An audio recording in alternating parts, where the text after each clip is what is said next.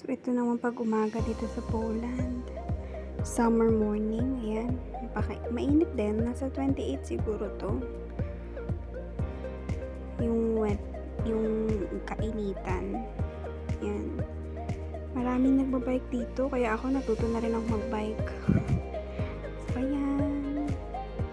Diba, ang daming upuan dito sa forest. So, may mga basurahan din nakakalat. Maraming mga upuan, yung gusto mo lang mag-relax dyan. Yan. So, ito.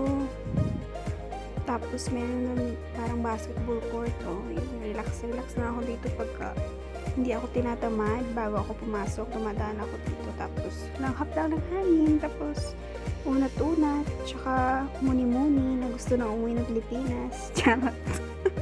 Ayan, basketball court, may exercisean din doon. Tapos, di ba, ang daming puro puno.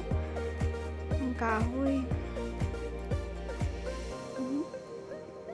Stretch lang.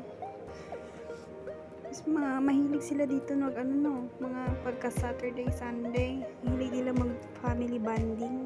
Parang ganun na sila dito. Kaya, masarap sila tingnan kasi more on family bonding sila.